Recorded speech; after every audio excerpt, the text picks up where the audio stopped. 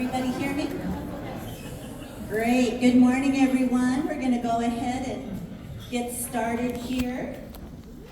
I'd like to say I'm very, very excited for this opportunity today with this distinguished panel here. And I'd also like to thank Sue for the opening this morning, and certainly Naomi, thank you for your share. And of course to all the planners that put this together. Let's give them another round of applause.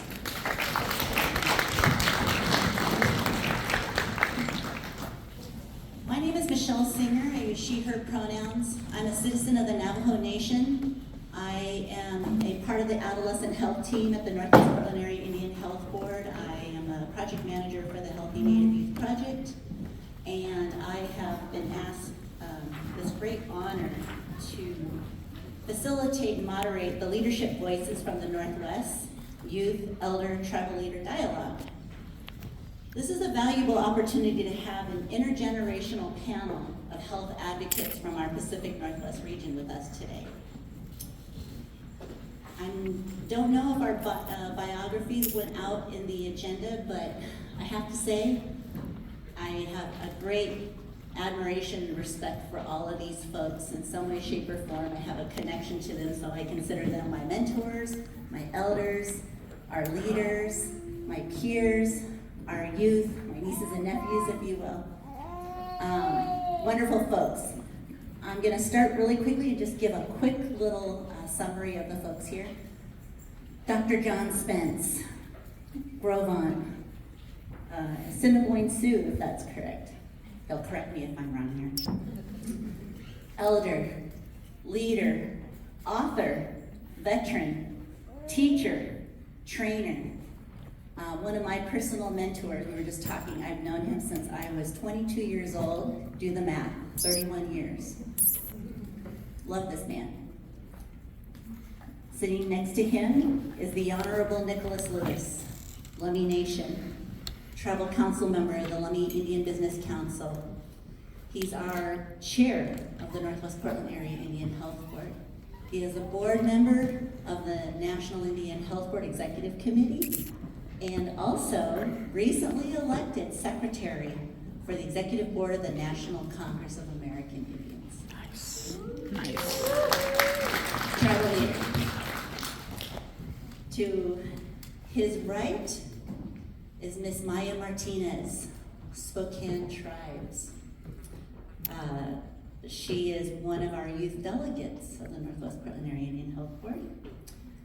Graduate of Fort Lewis College in Durango, Colorado, is now a post-bac student of the Y-East program at Oregon Health Science University, and is going to be a future healer.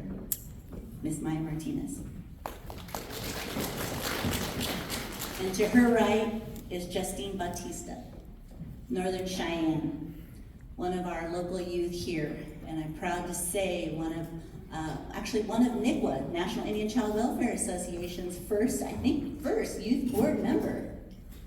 So on the executive committee, but is also a proud mama. She is a daughter, her mother is here. And as well as a current full-time student at Mount Hood Community College, studying in the area of mental health, social service, addiction, counseling program, and also a future healer. So let's give it up for this panel.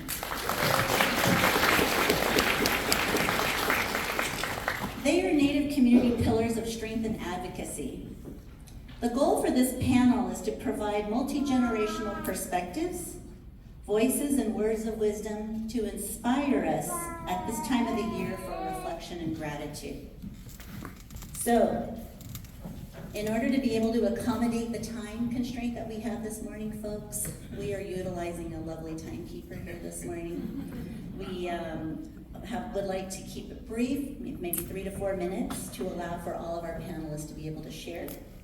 And also, too, at that time, we'll formally advance to the next question. So, we will go ahead and start with Dr. John Spence.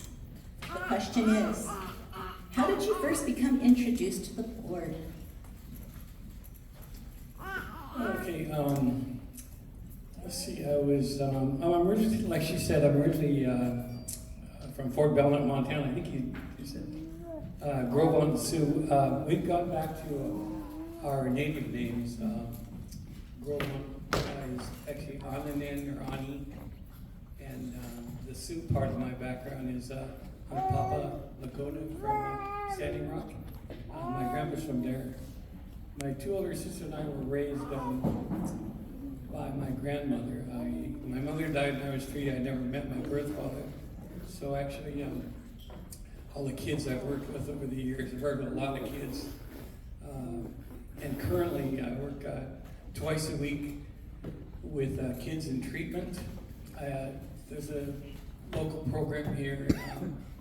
NARA, Native American Rehab Association, has an inpatient for adolescents and also one for adults that's been here quite a few years.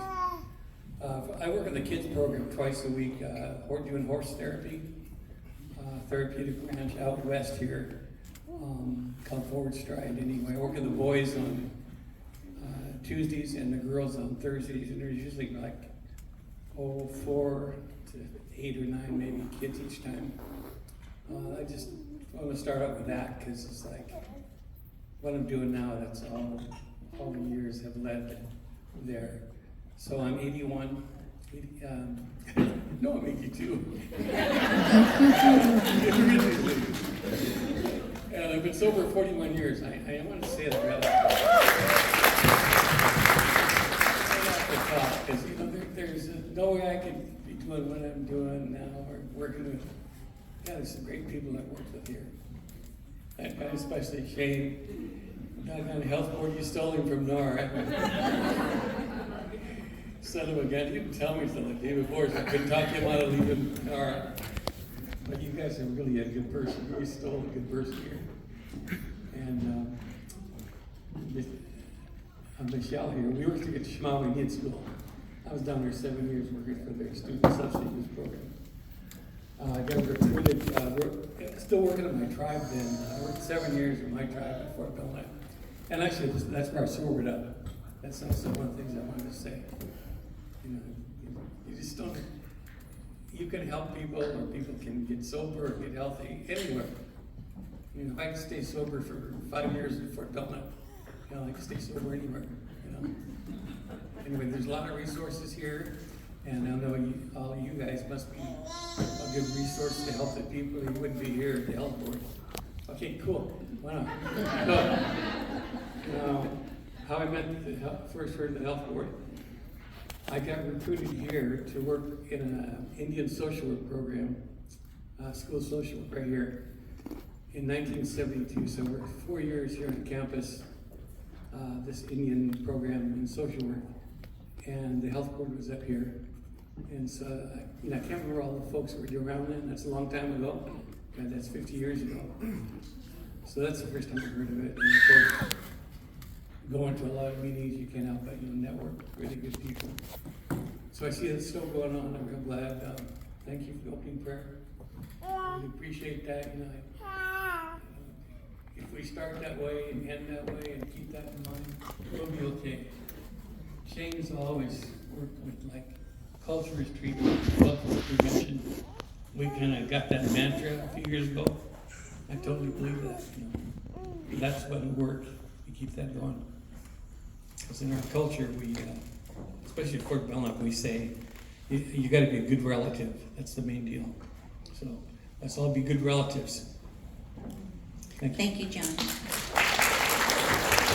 Chairman Lewis, who just got off a plane here last night. He was in Washington, D.C. at the White House Tribal Nations Summit. So thank you for being here today. Would you like to share how you first became introduced to the board? Yeah, I'll say I'm a little scared. Sue's sitting right here with the paddle. You guys had to call it a paddle. First of all, I just want to say to each and every one of you, thank you for all that you do. First of all, as tribal leaders, we look to our staff and those that we work with, and there's nothing we can't do unless it's with your support. And I just want to first of all say thank all of you. It means the world for the work that you do in helping all of our tribes. For the board, it's kind of embarrassing, I'll have to admit.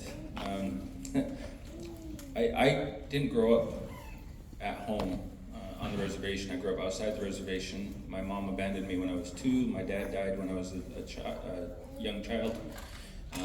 Grew up with my grandparents. I started going down the wrong path right away, and it was the Navy that saved me. I had a choice. I was either going to get kicked out of the house or do something honorable, and I chose to go to the Navy. That really saved me.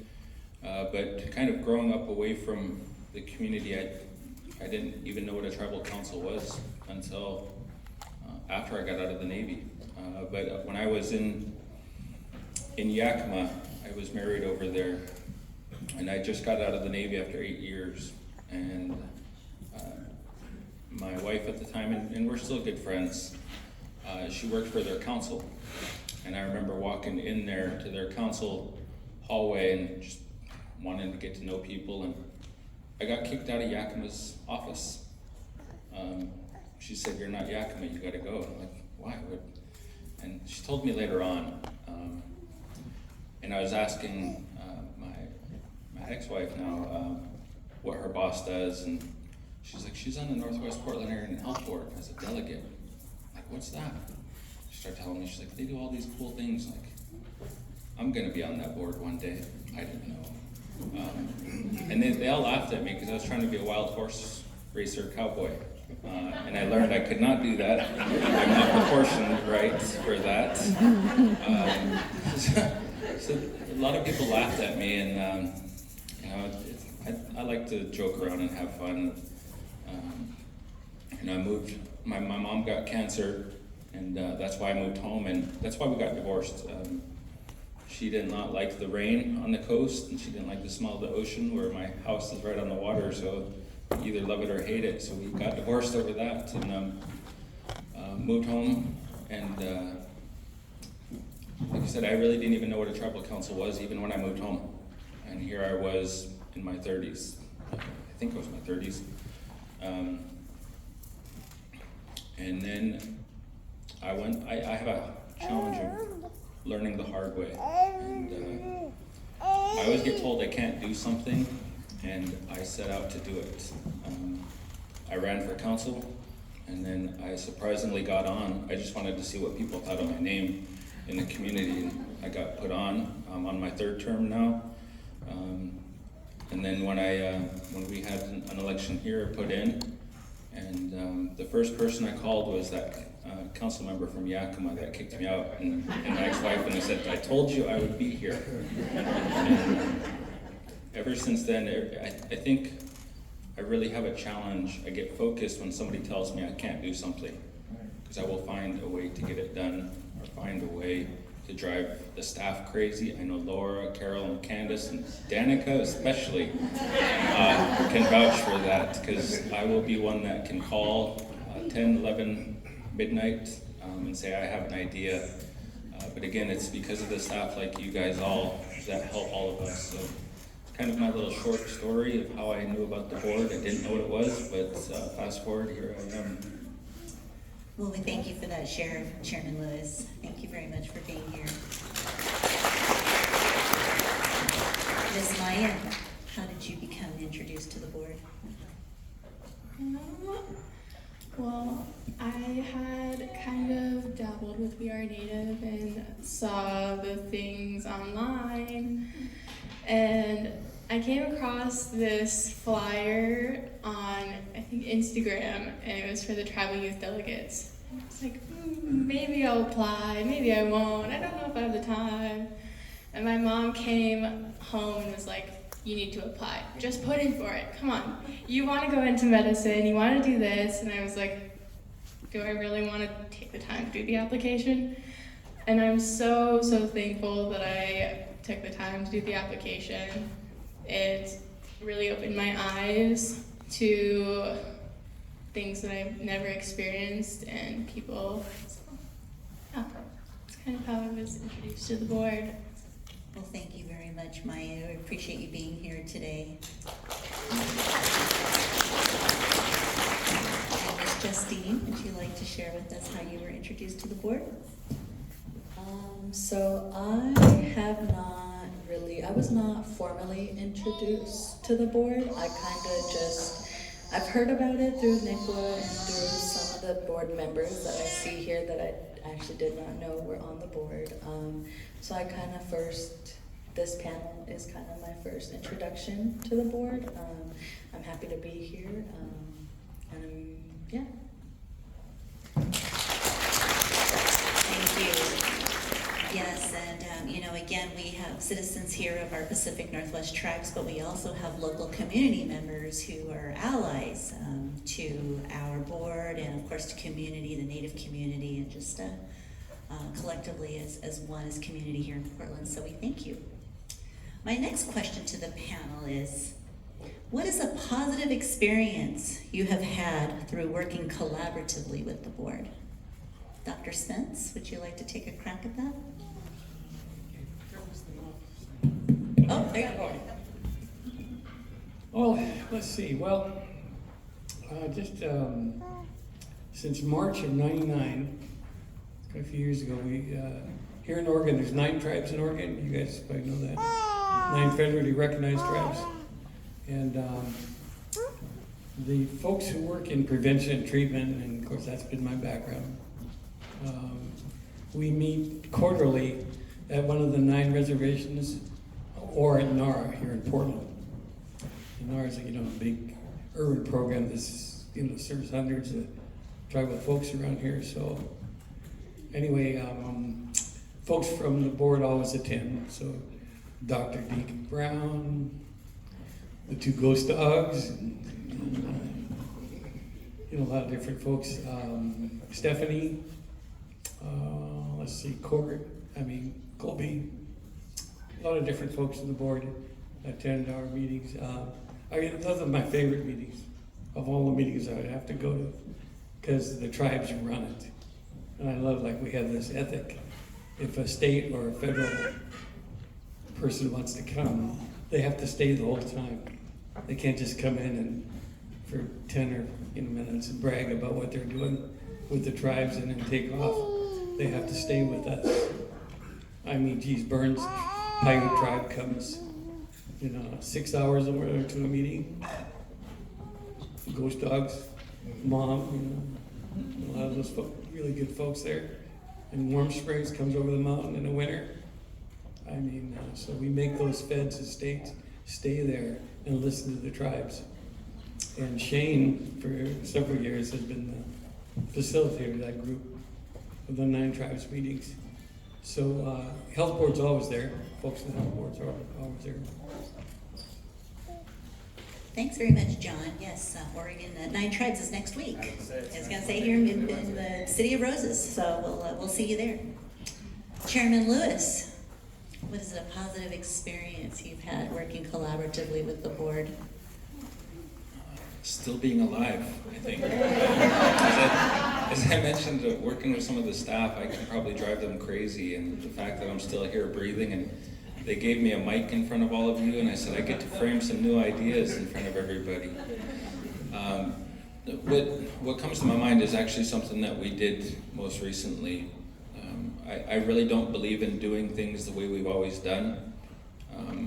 And I sit with a council member who's a mentor to me, but he's been here 30 years, and he fights with me every day when we're at the council table. And he's like, I'm gonna argue with you even if I believe you're right, because I want you to know what you're talking about. You need to be able to stand up to anybody for what you believe in. And kind of as I got molded into who I am today, I always tell him, I think my closing argument is, well, if you've been here 30 years, why isn't it fixed yet? That doubles down the fight, though. But in working with him, and we have a good relationship. We can argue, and I think that's what being a tribal leader is. We can argue, have differences, but at the end of the day, we all want the same thing. We're all gonna give hugs, be able to hang out. But in him helping mold me, that's why I say I don't want to do things the way we've always done. I really want to do things different, because I know if we keep doing the same thing, we're going to go down the same path. And I remember the first visit the other year, we went to DC, and we know the politics back in DC, and I said, what are the 3 things that we can get done in this political environment back here? And one was fentanyl. We can work on addressing the fentanyl, and it doesn't matter Republican, conservative, liberal, or progressive Democrat, we can get agreements on things and move the needle. And really that was the start of me really pushing this fentanyl summit that we had. And and pushing that, again, people were like, you're wasting your time. People say it's not gonna do anything. And that fuels me and makes me want to work harder. I really thrive when people say you can't do that, because I focus on that. And we had the one in Washington State. We got our governor to pay for not one, but he's paying for the next one that we're having in Washington State. And then that helped frame some of the conversations. That was a trial and error, I would say. We learned a lot of lessons, and that helped frame the national one. And hearing the cap limit was like 800, right, to go into Tulalip, and I really got in trouble because I kept inviting people. It's like, just sneak in. We're not going to arrest people. By the time we got done, we had close to 1,200 people that was in attendance, and that really started off as, it would be a good idea. We were in COVID, and I thought it would be just a Zoom meeting. It's not expensive. Over $1 million budget later, I learned my lesson. But to see that report and the work that come from that, there's a Senate of Indian Affairs hearing, there's 2, and they're committed to a lot more. And when you hear them in their hearings and they're referencing our report that we created, we have shifted national policy that is going to save our people's lives from across the country. We have taken something that nobody was talking about, and now it's being focused on. We have a bill that we're working on getting introduced that come from the summit to expand our criminal jurisdiction over non-tribal drug dealers on the reservation. We're taking the work that you helped us get done, and it's going to make a difference for each and every one of us across the country. And so that, to me, whether I'm here next year or not, that is one of the most important things that this board helped create, because this will benefit the kids and grandkids that I'll never be able to see in my life, and you made their world better. Thank you.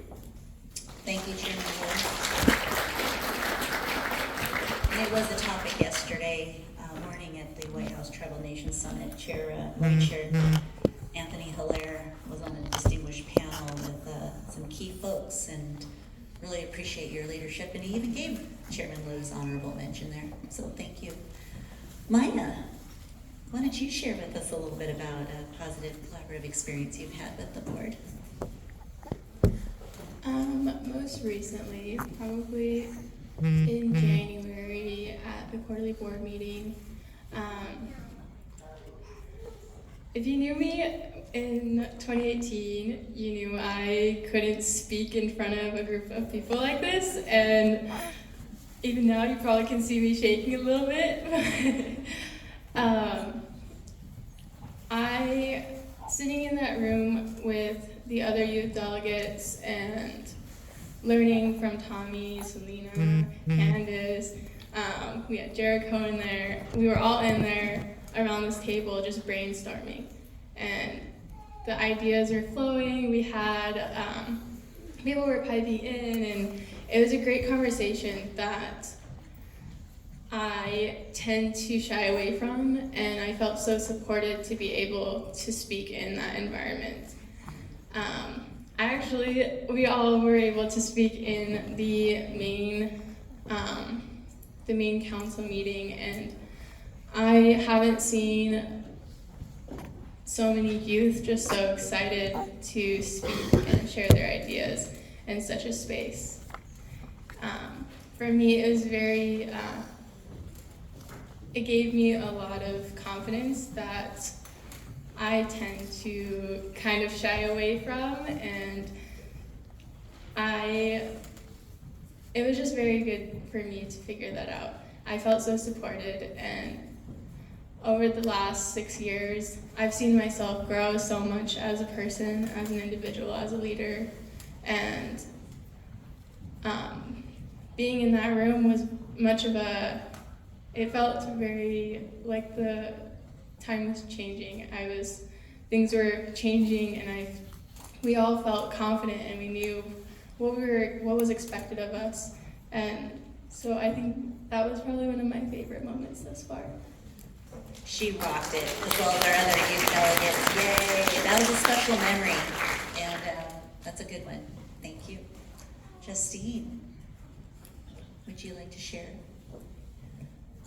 Yeah, so as I said earlier with the first question, I have yet to really work with the board, so I personally do not have a collaborative moment and whole, but I have worked with some of the board members in single, having conversations, especially about my work in the NICWA board and kind of what we have been planning to do there. I've had a conversation just recently at an event at the Trailblazers with Candace, kind of talking about what this was going to be like and some of the work that she does. But I do look forward to having more interactions with the board and to hopefully do something collaboratively. I just have a little pivot on this question for you specifically, and thank you for your honesty. Networking, you mentioned networking, but also too with your board work with NICWA and wanting to lift up Indigenous voices for youth. Could you quickly share a little bit about that? And that might be inspiration for our group and what we're doing. Yeah, so I am the newest youth board member on the NICWA board.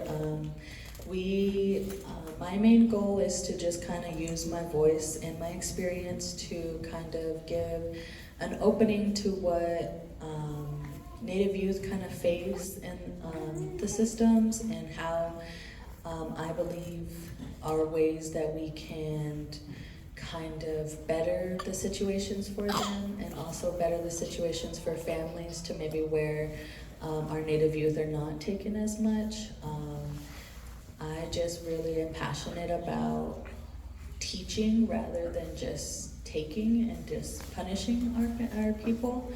And I really hope to use my experience to later on advance in the board, because I will be going from a youth board member to just a board member, and eventually getting my work towards policy work and using the experiences to change policies that we currently have in place. Love it, love it, love it. National Indian Child Welfare Association goes, yeah, give it up. The National Indian Child Welfare Association, NICWA, is our Portland area tribal organizational relative. They're down in Johns Landing on McAdam. It's a national Indian organization based here in Portland, and their conference will be in Seattle next year. And I'm pleased to announce we'll see you there. The Northwest Portland Area Indian Health Board Adolescent Health Team got accepted to present there next year, so we'll be there. We'll be boothing. So, alrighty, well, here we go. Next question here. We're going to lean into your generation now. We've got intergenerational panel here. And we'd like to get your advice or guidance to our audience, as you see here. This audience is all Northwest Portland Area Indian Health Board staffers and or significant other family members, relatives, friends of all backgrounds and ages. What advice or guidance would you give to this audience about how we can include your voices in our work and the work for the board for our tribes? John, would you like to take that on? Okay. I don't know, just like I mentioned, just going to keep interacting with the 9 Oregon tribes. I can't speak for, Washington, the members who are represented here, but just keep on interacting with the 9 tribes here with prevention and treatment stuff. And there's a lot going on here, and just right here in this community. I mean, I was just thinking on the way over here, have you guys heard about this idea of land back, right? I mean, really important here in Oregon, for example, because 5 of the 9 tribes were terminated here in the 1950s. I didn't know that until I moved out here. It just really struck me. Here the tribes are buying the land back that they had. And right here, look, right here, I was gonna mention, locally, there's a new outfit, an outreach program called Pain and Horse Recovery. It's over on 105th, I think, in Division. They just bought a piece of land, did some fundraising, bought a piece of land on the Columbia River.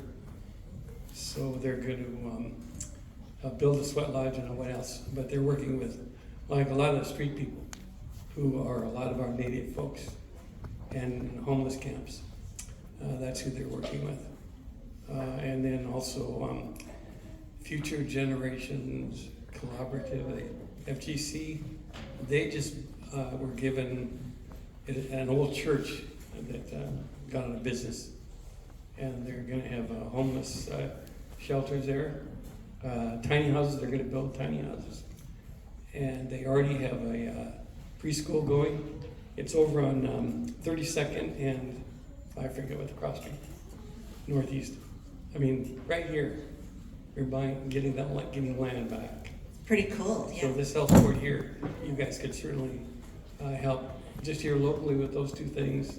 And again, just keep your interaction going with the 9 Oregon tribes. Again, I can't speak for, the other states where you have interacting with. Thanks, John. Well, we certainly look to you as one of our elders, certainly as a veteran, certainly as somebody in the mental health and recovery area. Your input, your advice, support is so key to us, so we thank you. And I am going to pass it over to your fellow veteran over here, Mr. Chairman Lewis. What advice or guidance would you give to us, not only as a tribal leader, but somebody of your generation, from your background? What would you offer to this group or to the panel? One of the things that really come to my mind, and I've said I do things a lot different than a lot of other people. I'm not a yes person. I think independently. I want to try to think strategically in trying to move the conversations, and that does ruffle feathers a lot. But much like I've been taught, I'm going to use Henry as I was joking about it earlier, but I'm really honest. He will argue and fight even if he believes in what I'm talking about or trying to do, so that I can become better. And one of the things I encourage people is to know what you want to do. And once you figure that out, you don't let nobody stop you from accomplishing what's important to you. You have opportunities to change the future for not just your lineage, but all of ours. And stand strong in that conviction, no matter how hard it is. It's not easy when you get into this kind of work or wanting to help your community. A servant's heart isn't pretty. It's beat up a lot. And so always remember that the work that you do, it's for the grandkids, the great-grandkids that you'll never be able to see. You're here for them. Keep that in mind with everything that you do. And I think for me, one of the things and I always tell people this, everything that I'm doing or have done or going to do was never my idea. I'll own that. It's listening and talking to people. Some of the things that I'm doing come from conversations with people in this room. Some of the things that we're doing has come from people in communities as we travel. When we get into this kind of work, one of the best things that we can do is amplify the voices and the needs of our people and give them hope no matter where we are. Because there's a lot of hurt, there's a lot of trauma in this world, especially with everything that we've overcome. So work hard, don't let nobody take that opportunity away from you, because you control that outcome. And since I got the mic, Laura and Carol and Candace and Danica, I got some new ideas if I can share them. Alrighty then. Thank you for those good words, Chairman Lewis. Ms. Maya, would you like to share?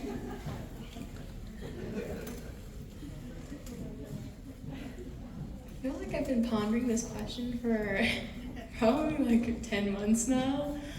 Go for it. Tell us what you've been pondering. I've been thinking about where I did the most growth and what I'm trying to do now that I'm stepping into the like the teacher role to those that are coming up. And a big thing that I've noticed is how much people don't feel like they're being heard. And so I sat with a group of students this summer, and I sat there for probably like 45 minutes to an hour and a half, and we were just talking about what they wanted to see in their next years as youth council and what they needed, what support they wanted.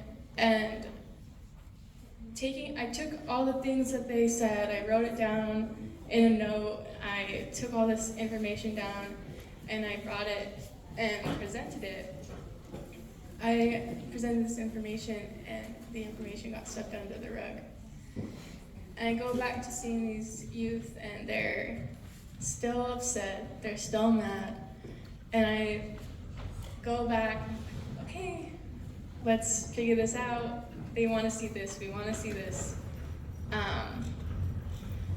And that's kind of what I learned from them is just because of their age, it means they want to be heard more. That being heard is what kind of propels them to want to do more, want to get involved in things like this, getting involved in youth delegates. I was talking to a group of youth and saying, why aren't you applying? I've been asking you to apply for 3 or 4 years now, and they never felt like anybody was following up with them. They didn't feel like people supported their decisions to go into this. And the only reason I got into youth delegates is because my mom was on my back, and I was like, okay, let's try it out. And I found out it was fun. I made some great friends, but they don't have those experiences. They don't know what I'm experiencing, and so it's my duty to share, but also be a great listener, to give them advice, but also encourage them to speak their own voice. Now that I'm kind of in the growing up age, it's kind of weird on how I stand on whether I'm considered a youth or a young adult or how that works. But I've been trying my best to encourage those younger than me as well as those older than me to keep going, to share your voice. What really got me to do things was feeling like I was heard, and so now it's my duty to hear those around me. Good. Get a little weepy. More power to you. Love it. Thank you so much. And Justine's over here shaking her head. What's going on? Share with us what's coming to your mind, your heart. I just really agree with a lot of the things that Maya said. There is a lot of people, especially youth. I know I can say from experience that it's hard when you feel like you're not being heard, but it is a big motivator to want to keep working, because especially if you're really passionate. I guess some of my advice, kind of listening to what she said, to you guys out here and to fellow panelists, is definitely to just keep going, keep speaking, keep asking questions, even if you feel like maybe they can't be helped or you can't be answered at that time. I know I get asked questions once people find out I'm on the NICWA board, and sometimes I can't answer them, but I will try and give ways to find information, or I'll say, I'll find out, or I'll give them other people's information. A lot of times, personally, from the board that I've been on, I know that I struggle with speaking up and asking questions, and because I have a fear of maybe it's not important, or maybe it's not something that is going to be worked on, but without speaking and without asking those questions, those things cannot be worked on, because a question you have may not have been asked yet. And so it's not known as a problem, or it's not known to be something that needs to be worked towards. I definitely believe asking the questions that you have, or asking people questions if they have questions, seeking those voices, seeking those people that tend to be quiet, really get them to speak up will really help and allow more work to be done, because a lot of those quiet voices tend to have some of the best ideas. I had some other thoughts. I'm kind of drawing a blank right now. I too have not had a lot of experience speaking to big crowds. This is one of my first, I believe. But Great, you're doing great. Yeah, I think that's what I can say for now. I'm sorry, I was like. Oh, well, you said a lot, girl. Way to go. Let's give it up again. A lot of affirmation here. Well, one thing I'll tell you, and John knows this guy, the late Philip Archambault. He told me once, he said, feel the fear and do it anyway. And he always used to say, listen to learn and learn to listen. Keep it simple, stupid. So you know these are the words of the elders, you know, power of the voice of the youth as well too. So we're wrapping up here. So this is the lightning round. 1 minute each. From your perspective, how would you assess the board or our work or products in your role as a Native health advocate?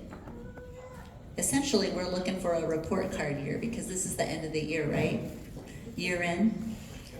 From your heart and your mind and just assessment, how do you feel the state of the board is today at the end of this year right now? John, go for it. Yeah, I don't know. You've been around long enough, geez, you know what to do. Listen to Shane. You doggone guy stole him from us. And got those ghost dogs over there. Dr. Deeka Brown. Is Stephanie still?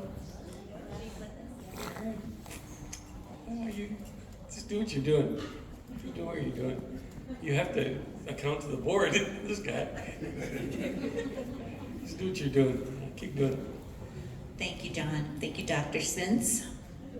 Chairman Lewis. I feel like this is a trick question for me. I was looking at certain people once that you read this question, wondering what I can say. When I look at the board, as I mentioned, it really went from a place where I didn't know what this board was. I just said I want to get on it one day, and my kind of mindset is I want to do the things that people say that I can't do. And getting on this board and understanding it over the years and where I am now today, it is a reflection of this board, meaning that you guys do an amazing job day in and day out. I work with all of the area boards across the country. And what I will say is that the Northwest Portland Area Indian Health Board is the strongest board I've seen. And I mean that. I've always heard a saying across the country. Doesn't matter if you go to the Great Plains, the Northeast, the Southwest, up in Alaska. They always said the Northwest leads and everybody follows. And when you look at the leadership that has come out of the Northwest over the years, it is a reflection of you all, the work that you help put all of us in the position to be in. And I know we're going to continue to grow, and with growth there's challenges, but growth is also opportunities. So dream big, know that people don't feel they're heard, and I want to let our youth know that I hear you. I already have ideas. I'm going to go to staff right after. but the opportunities ahead are whatever you can dream of. And while we are the strongest board in the country, that doesn't mean we don't have challenges. It doesn't mean we have hiccups, but we're gonna overcome them, and we're gonna continue to thrive and lead in this country. And that's my report card. You guys do an amazing job, and I want you to know that every day. It might not feel like it, you might not feel like you're heard. That's why I wanted to come here and tell you that all, when I can look across the room and tell you that you're heard, that you matter, and that you are important to us, not just as tribal leaders or the chair of the board, but to the tribes that you serve. Thank you. Thank you. Well, so really quickly, Maya, Justine, how are we doing? It's our finals week right here. We're grading papers. I wholeheartedly don't think I would be where I have gotten without the help of the board. At 17, I didn't know what the heck I was doing. I knew I wanted to be a doctor, but I had zero clue how I was gonna get there. And then I met Selena and Tommy, and they brought me to Thrive. And then I met Dove and everybody else, and they took me to OHSU, showed me what the White Youth program was about. They helped me get scholarships, they wrote me letters of recommendation, and I truly don't think I would have achieved as much as I have without their support. Everyone at the health board is always so encouraging, and I can tell them my deepest secrets and what's hurting me, and they're going to support me through it. I think you all are doing such an amazing job, and I just say keep doing it, and I hope you have a great holiday. So, thank you. Oh, thank you, Maya. Justine, take us out here. So, as I've said multiple times, I don't know all of the work that you and the board have been doing, but with the few that I know selectively and in the community, and learning that they are a part of the board, and hearing some of the things that they've told me personally, and networking and stuff like that, I believe you guys are doing an amazing job. You guys have been brought up a couple of times at the NICWA board, in our meetings and stuff. And so I believe the work you guys are doing is amazing, powerful, and I hope you guys keep doing what you're doing. Thank you so much, Justine. Thank you for your good words. And now we know where you live, now we know where you're at, and we'll be calling you. So I'd like to just take this moment here to thank our panel for their generous time and support, and most importantly, your service to not only our board, but us as community members, as colleagues, as peers. This is the time of the year now that first snow has hit up on the mountains. Winter's coming, some winter solstice. It's the storytelling time. These are the times that we share, and we share these stories today of important lessons, and to reflect and to give gratitude to one another. And I really like to thank this board, Naomi, and I hope this continues as we're here today. We need to remember where we come from in order to know where we're going, but we have to be in the present. And we have to remember our elders, we have to remember our youth, we have our voices of our leaders, but also each of us as relatives, as human beings and employees of the board. So with that being said, again, I just would like to thank our panel for their time and their generosity. Thank you to Sue, our timekeeper, with her paddle. And the planners, once again, for pulling together this opportunity for us to come together and hear some good medicine, some good words, and to springboard us in this next session as we come together as the Northwest Portland Area Indian Health Board for our tribes and for each other and for community. Thank you, Kat.